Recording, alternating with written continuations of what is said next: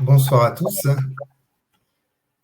Donc oui, effectivement, ce soir, je voulais vous parler de domotique, quelque chose qui me passionne depuis quelques années et que je peux mettre à exécution à mon domicile. Donc voilà, je voulais partager avec vous ce que j'en sais, comment je l'ai mis en place et à quoi ça sert. Donc c'est ce qu'on va voir ce soir. Donc, tout d'abord, pour ceux qui connaîtraient pas ce que veut dire, qui sauraient pas ce que veut dire domotique, je vais une petite étymologie. La domotique, c'est quoi? C'est la contraction de domus, la maison, et l'informatique, donc ce qui forme le mot domotique, tout simplement. Si on fait un peu d'histoire, finalement, à quand remonte la domotique, on peut remonter, comme vous voyez, en 1898, avec l'invention de la télécommande. Quelque part, ça a été un peu ça le déclencheur, où on s'est rendu compte qu'on pouvait exécuter des actions courantes, telles qu'allumer la lumière, à distance. Donc ça a été, ensuite, il y a eu l'arrivée des premiers appareils électroménagers, des choses, voilà, par exemple la machine à laver ou une bouilloire. On s'est rendu compte qu'on pouvait faire que des appareils pouvaient faire des choses à notre place. Vient ensuite la création de l'informatique après la Seconde Guerre mondiale et essentiellement, et puis 1970 notamment, et les années suivantes avec la démocratisation de l'informatique, notamment les années 2000 où l'informatique devient accessible et est peu chère finalement, donc elle rentre vraiment dans les foyers. Donc au final, l'idée de la domotique, c'est pas un concept récent.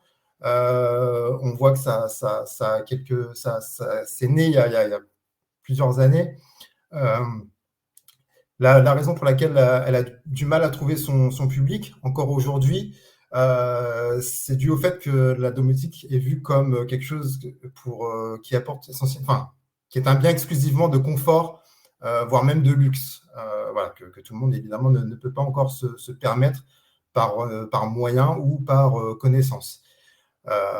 La domotique, on la retrouve dans la science-fiction, puisque ça fait de nombreuses décennies que les ouvrages de science-fiction parlent finalement de domotique sans forcément l'appeler comme ça. Notamment, pour ceux qui connaîtraient, il y a une nouvelle de Ray Bradbury qui est intitulée There Will Come Soft Trains en 1950, qui parle d'une maison automatisée finalement qui vit tout seul, qui continue à fonctionner après un désastre, et elle continue à fonctionner toute seule. Donc on voit que la domotique, c'est pas quelque chose de récent, et que depuis très longtemps, l'homme pense à une maison comme ça qui vit un peu toute seule, ou en tout cas qui aide son occupant. Alors, une journée domotique, pour faire quelque chose, inutile de tout lire, hein, mais une journée domotique, qu'est-ce que ça pourrait être? Eh ben, ça pourrait être simplement que votre maison, via votre réveil, vous réveille toute seule à 6h30 parce qu'elle a détecté qu'on était un jour de semaine, qu'aujourd'hui vous alliez au travail, vous n'étiez pas en congé. Elle allume votre réveil avec votre station radio préférée et tous les volets s'ouvrent doucement pour laisser entrer la lumière et vous réveiller très lentement. À 7h, vous éteignez votre réveil, puisque quand même une demi-heure, c'est pas mal. Et là, les lumières s'allument si la luminosité extérieure n'est pas suffisante. Votre cafetière s'allume et éventuellement votre télé si vous aimez regarder en déjeunant regarder les clips ou Télématin, j'en sais rien. Voilà. Ensuite, 7h45, votre maison sait que vous allez partir travailler. Elle va mettre à température votre voiture. Voilà. S'il fait déjà chaud dehors ou s'il fait froid, elle va la mettre à température pour que quand vous entriez dans votre voiture, la température soit idéale. Ensuite, vous allez partir à 8h. Et là, sans que vous ne fassiez rien, finalement, la maison veille à ce que les lumières s'éteignent, la télé également et la cafetière. Que votre porte d'entrée se verrouille pour pas que vous oubliez de la fermer. Et puis, pourquoi pas le portail qui s'ouvre, qui a été ouvert automatiquement tout seul et qui va se refermer tout seul dès que vous aurez quitté la rue. Et puis, pourquoi pas, admettons que vous soyez un peu... vous aimiez bien rentrer dans votre maison propre le soir, l'aspirateur va se mettre en marche pendant que vous n'êtes pas là. Voilà, histoire de vous éviter cette corvée et le bruit généré par cet appareil. Au cours de la journée, vous n'êtes pas chez vous, mais voilà, vous avez des panneaux solaires, pourquoi pas, ils produisent de l'électricité. bon, bah, voilà, votre maison constate qu'il y a un surplus d'électricité qui est produit, donc elle va déclencher votre machine à laver, votre lave-vaisselle, que vous aurez rempli évidemment en amont, hein. Par contre, vous n'avez pas assez d'électricité pour faire chauffer l'eau dans votre ballon d'eau chaude, donc elle ne met pas en marche d'elle-même le ballon d'eau chaude. Le soir, vous rentrez, votre maison détecte votre présence via votre smartphone finalement, et là, votre portail s'ouvre, votre porte d'entrée se déverrouille pour vous laisser entrer sans même que vous ayez à sortir une clé. Et enfin, le soir, bah, vous allez vous coucher, et là aussi, votre maison va tout fermer, les volets, éteindre les lumières, et pourquoi pas mettre en route le système d'alarme avec les alarmes pour que vous soyez tranquille pendant la nuit. Voilà, donc aujourd'hui, c'est ce qui était hier de la science-fiction, bah, ce récit, aujourd'hui, c'est possible, c'est rendu possible facilement par la domotique. C'est ce qu'on va voir dans la suite. Alors, le principe général de la domotique, quel est-il? Vous avez des capteurs, des actionneurs, tout ça relié à un réseau que ce soit un réseau local ou Internet, tout simplement. Et puis, ça vous permet à distance de contrôler, donc via un smartphone, une tablette, un ordinateur, ça vous permet de contrôler votre maison via ce réseau. La domotique, elle fonctionne avec différents protocoles. C'est quelque chose à avoir en tête pour votre compréhension de la suite. Alors, je l'ai mis les protocoles par taille. La taille des icônes, c'est un peu l'importance que ces protocoles ont aujourd'hui dans les équipements domotiques. Donc, vous voyez, en gros, il y a le Wi-Fi et le Zigbee. Et en dessous, vous avez du Z-Wave et en océan. Par exemple, ça, ces deux derniers protocoles-là ont perdu de l'importance ces dernières années parce qu'ils étaient chers, compliqués à mettre en œuvre. Et voilà pourquoi ils ont perdu de l'importance. Ils existent encore, donc je les ai mis dans cette présentation. Au milieu de ça, vous avez le protocole filaire, c'est le protocole un peu historique, hein, forcément, quand le Wi-Fi, quand on n'arrivait pas à émettre de la data sans fil, ben, on se servait de câbles, tout simplement. Et également, vous voyez Matter. Matter, c'est un nouveau protocole qui est vraiment à prendre en considération aujourd'hui, puisque il est tout simplement créé et supporté par Google, Amazon, Apple et Samsung, rien que ça. Donc aujourd'hui, effectivement, si vous cherchez à vous équiper en domotique, il faut évidemment considérer Matter avec une grande importance. Ces protocoles, le principe, c'est qu'ils soient contrôlés par un utilisateur, vous, ou plus globalement une intelligence, comme on va voir ensuite, puisque vous pourrez mettre en place via des passerelles. Voilà, vous pourrez connecter ces équipements. Alors, les passerelles, appelées également gateway, hub, pont aussi, selon les constructeurs, selon les fabricants, les marques, elles servent à connecter entre eux plusieurs équipements. Elles servent aussi, par exemple, pour le Zigbee, ne sait pas se connecter de lui-même à Internet, donc elles font une passerelle entre le protocole Zigbee et votre box Internet, par exemple, et donc Internet. On verra également qu'il y a des box physiques ou logicielles. Je vais vous en dire un peu plus tout de suite.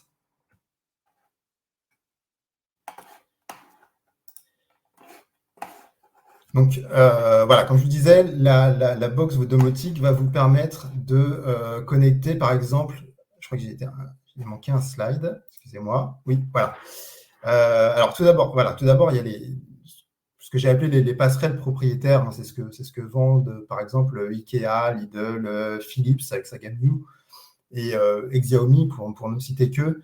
La plupart de leurs équipements sont en Zigbee, donc leur passerelle permet de connecter tous leurs équipements à Internet. Dans la théorie, vous pourriez connecter sur une box Ikea, une passerelle Ikea, vous pourriez connecter des équipements Lidl ou Philips parce qu'ils sont en Zigbee. Maintenant, ça reste un peu de la théorie et en pratique, ce n'est pas tout le temps évident. J'ai rajouté également les logos Google Assistant, Alexa ou HomeKit. Ce sont des passerelles que j'appelle des passerelles logiciel, c'est-à-dire que là aussi, pour ceux qui utilisent l'assistant Google, vous pourrez voir que vous pouvez ajouter des équipements dedans et quelque part, ça va regrouper vos équipements et vous serez à même de faire des interactions entre vos équipements. Donc, pour aller un peu plus loin, la passerelle, comme voilà, vous l'avez vu tout à l'heure, elle permet non seulement de connecter des équipements, elle peut permettre en tout cas de connecter non seulement des équipements avec le même protocole, Zigbee par exemple, mais on peut faire interagir plusieurs équipements de différentes marques. Là, vous verrez que sur les passerelles universelles, j'ai enlevé la notion de marque telle que je l'avais jusqu'à présent. Donc, ces passerelles les plus connues, c'est Home Assistant, la petite maison blanche là, avec le carré bleu, et JDOM. Ça, c'est des box physiques. Vous avez également des passerelles physiques, pardon. Vous pourrez également entendre parler de Tuya ou de Smart Life sur des équipements domotiques pas très chers. C'est-à-dire ils se relient à une application, donc Tuya ou Smart Life, qui est un peu une application à tout faire finalement, dans laquelle on peut retrouver tous les équipements compatibles.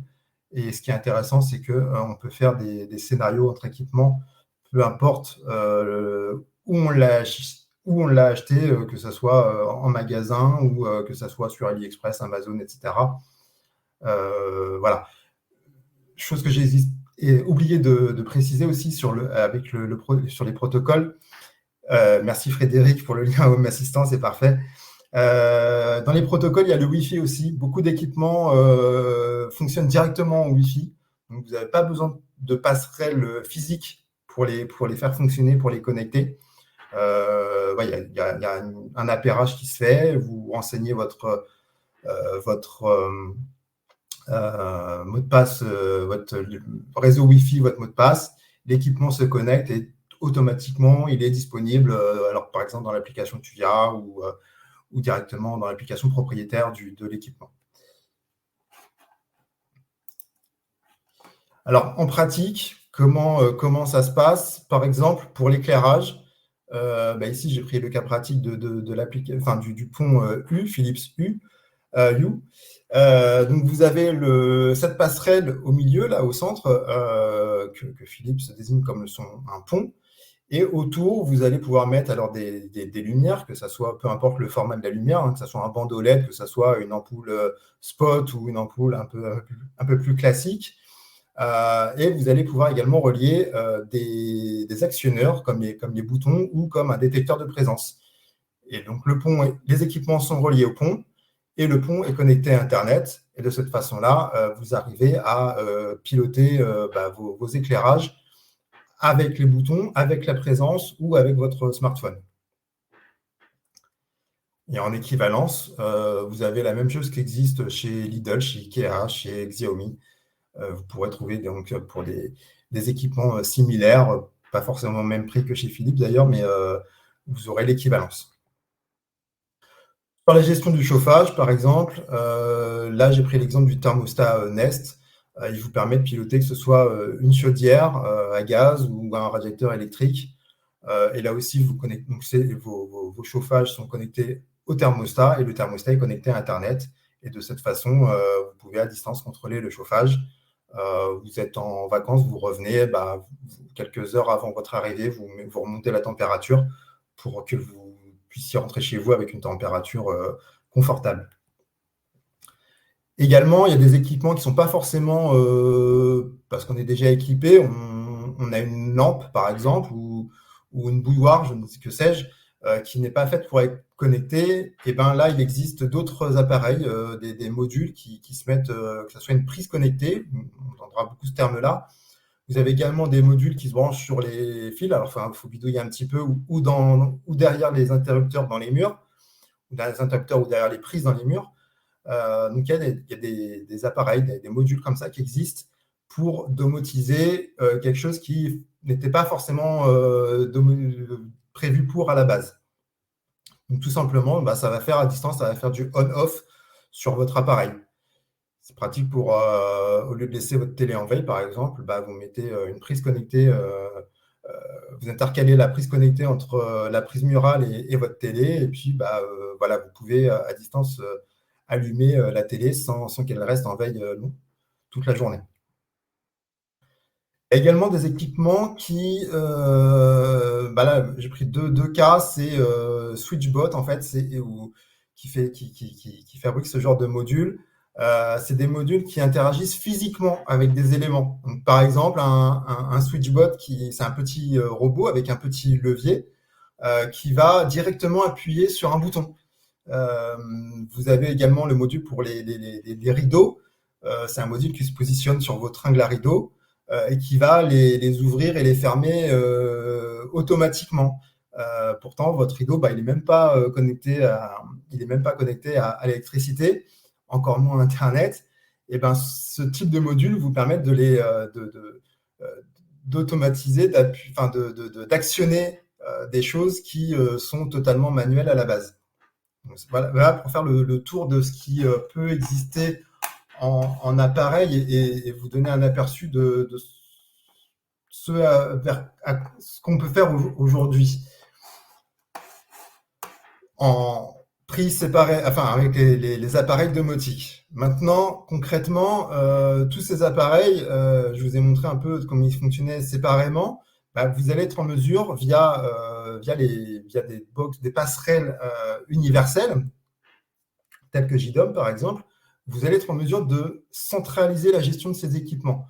Ce qui est intéressant, c'est que pour des passerelles universelles, vous allez pouvoir vous affranchir de la technologie des équipements, vous allez pouvoir être capable de vous affranchir de la marque des équipements, et donc pourquoi pas faire fonctionner une lumière Philips avec un capteur de présence Xiaomi. Pourquoi pas, je ne sais pas, avec un Google Home, dire mets la température à 20 degrés. Donc là, c'est vraiment quelque part la- le stade ultime de la domotique. Quand on veut aller très loin, il faut considérer ce genre de box pour essayer d'être le plus complet sur les équipements que l'on pourra domotiser. Je vous invite malgré tout, avant d'acheter un équipement, de vérifier qu'il soit bien compatible avec la box, la solution domotique que vous avez choisie, que ce soit JDOM, Home Assistant ou d'autres. Il peut arriver que certains systèmes soient un peu encore ultra fermés et ne soient pas reliables à ce genre de solution domotique.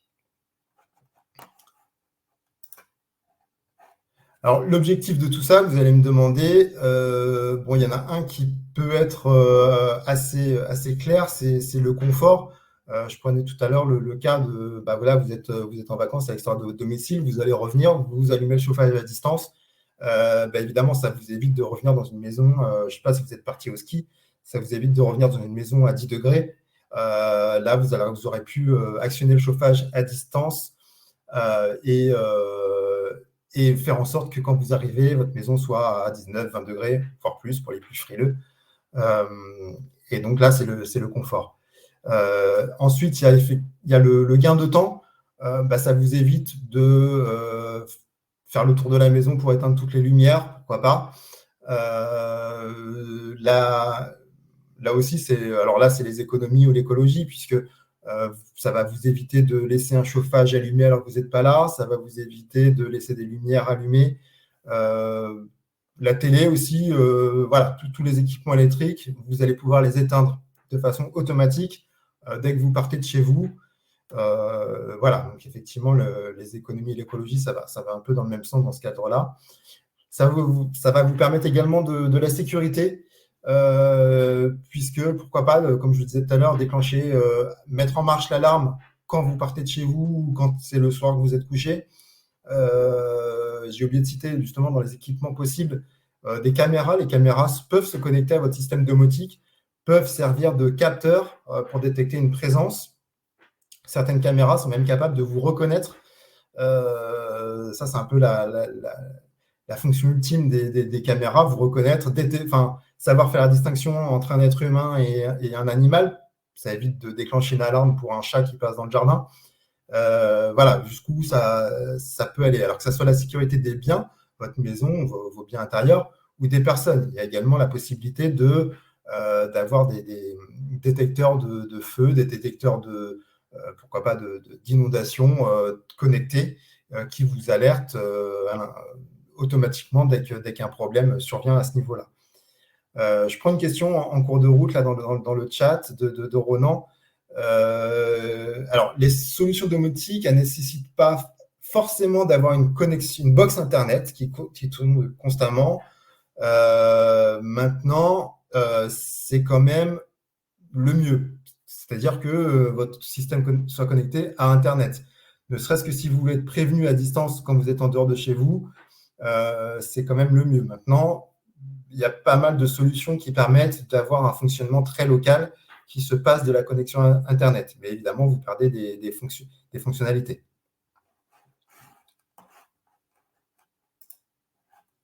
Alors, pour quel coût je vous disais tout à l'heure que la domotique, elle prend un peu plus d'ampleur parce que l'informatique est devenue plus abordable.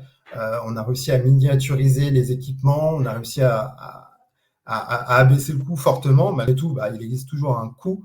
Alors, pour une box domotique, une box universelle et physique, j'entends, globalement, ça va d'une cinquantaine d'euros.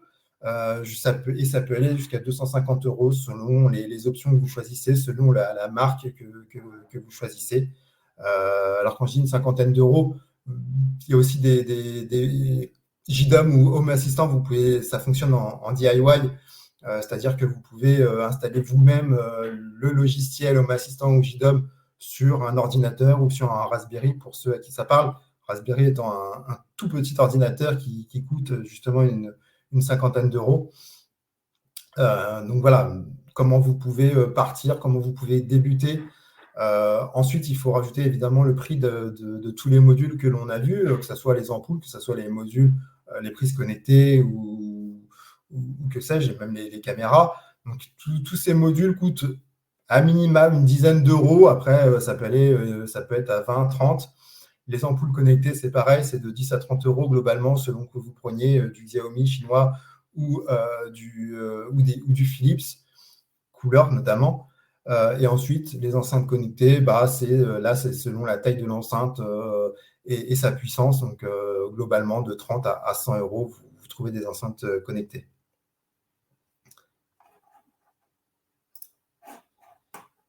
Je remercie Frédéric qui apporte certaines réponses sur le chat. Ensuite, alors je vous ai présenté les équipements du commerce, mais excusez-moi, j'ai un petit bug sur la présentation. Mais il y a également le do it yourself. Ça, c'est quelque chose qui chez les plus geeks qui a beaucoup de succès parce que c'est très ludique et ça permet de faire des modules pas chers qui répondent à un besoin précis. Si vous avez un besoin précis, que vous ne trouvez pas le module dans le commerce, il est possible de le faire soi-même. Notamment, vous pouvez chercher Arduino. Ce sont des petites cartes que l'on peut programmer facilement à la maison et sur laquelle on peut venir plugger des capteurs ou venir brancher des actionneurs, des relais pour alimenter d'autres appareils énergivores. Ça vous permet aussi d'avoir une certaine indépendance alors à Internet, pour répondre à la question. Ça vous permet d'avoir une indépendance aux marques qui peuvent, à un moment donné, vous enfermer dans un système, qui peuvent, pourquoi pas, partager vos données. Donc, si vous êtes réticent à ça, le do-it-yourself peut être une solution. Voilà. Et dans les besoins précis, voilà, j'ai mis aussi ça va me donner l'occasion de vous présenter le Smart Mirror. Ça, c'est quelque chose qu'on ne trouve pas forcément dans le commerce, mais c'est quelque chose qui est facilement faisable. Il y a plein de tutos sur Internet pour faire un miroir connecté. Voilà, quelque part, c'est un peu la frontière entre un miroir et un écran. C'est pas la frontière, c'est l'assemblage des deux. Donc ça, c'est tout à fait l'exemple concret d'un matériel DIY. Voilà, concrètement, on ne le trouve pas dans le commerce. On peut le faire soi-même et avec de la récup pour aller, je dirais, une centaine d'euros maximum, on arrive à se faire ce genre d'écran. Après, il faut y passer un peu de temps, mais c'est quelque chose qui est tout à fait faisable. Alors la seule limite à tout ça, finalement, c'est votre imagination, votre cerveau. À vous de voir ce que vous souhaitez. Voilà, je vous ai passé en revue un peu tout ce qui existait comme module. Maintenant, c'est la seule limite, ça va être de votre imagination, de savoir comment vous allez pouvoir euh, faire interagir les capteurs, les actionneurs ensemble pour tout simplement aboutir à une maison comme dans la nouvelle de science-fiction, une maison qui vit un peu toute seule. Moi, je considère que la domotique ultime, c'est la domotique où on n'a pas besoin de boutons finalement. On n'a pas besoin d'appuyer sur un bouton pour déclencher une action. La domotique ultime, c'est la domotique qui va anticiper notre besoin et allumer l'équipement en conséquence, ou l'éteindre d'ailleurs. Voilà, donc maintenant, si j'avais un conseil à vous donner pour ceux qui veulent commencer, c'est de comment vous voyez, vous avez vu que globalement, vous pourrez tôt ou tard faire fonctionner n'importe quelle marque avec d'autres. Donc, commencez par, selon vos moyens, un petit système pas très cher, pourquoi pas du Ikea, pourquoi pas du Lidl, une ampoule connectée, voilà, ça coûte pas très cher. Vous commencez comme ça, vous voyez comment ça peut vous servir, allumer la lumière automatiquement quand vous arrivez chez vous. Et puis petit à petit, vous faites grandir la solution avec des capteurs de présence. Et puis, à un moment donné, peut-être que vous aurez le besoin, effectivement, d'installer Home Assistant, JDOM, soit d'acheter une box toute faite, soit de la faire vous-même. Et là, vous pourrez mettre, voilà, c'est après des heures des heures et des heures à passer pour mettre à exécution, mettre en ligne, en application, tout ce qui vous est passé par la tête. Et finalement avoir un peu la journée type domotique telle que je l'ai présentée au début. Voilà, j'espère avoir répondu à la plupart de vos questions. J'espère que vous avez eu les réponses à ce que vous demandiez, et qu'aujourd'hui la domotique n'a plus trop de secrets pour vous, en tout cas plus suffisamment pour constituer une barrière pour commencer.